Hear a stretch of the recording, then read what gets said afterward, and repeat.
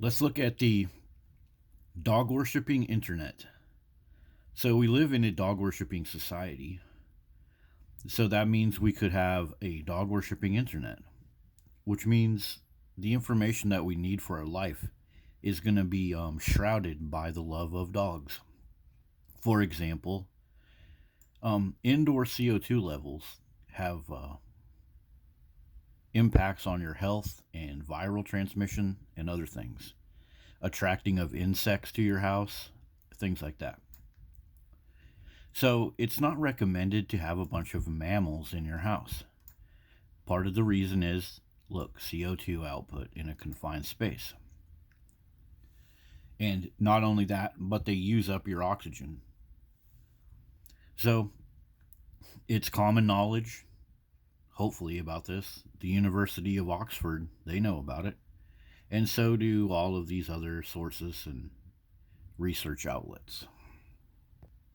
And if we look further, we can find more information about high CO2 levels have a negative impact on your health.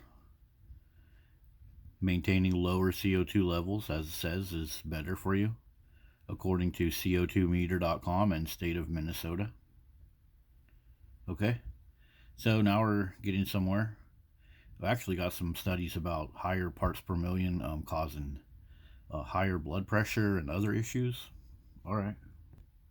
Also, high indoor CO2 levels basically make you more susceptible to viruses. Maintaining low CO2 level is important to reduce the risk of infection in indoor environments.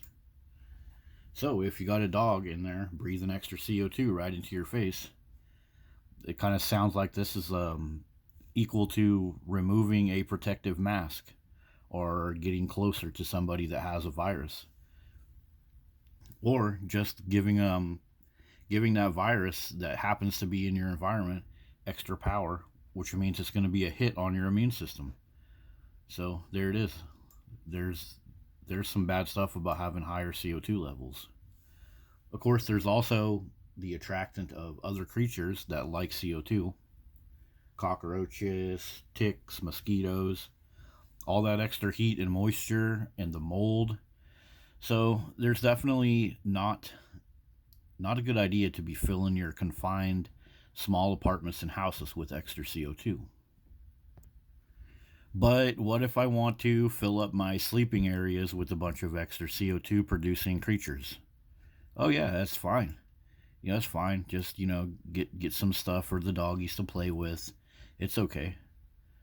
And so what I've done here up on the top right of my screen is a keyword search for CO2 for any of these articles about having dogs in your bedroom or dogs in your home for CO2. So you would think somewhere in here, one of these articles about sleeping with dogs would say, it's important to not fill your confined space with CO2 from those dogs because they're mammals. And see, I got nothing. I got zero. I'll try it. I'll run the search again. CO2, enter, nothing. So think about the downstream effects of this all out in society. As a dog worshipping society, we basically have to hide the truth, the knowledge, the research from everybody else. It's a lot like the National Institute of Health. They spend billions and billions of your taxpayer dollars to research dog bites, and they find some very, very nasty stuff.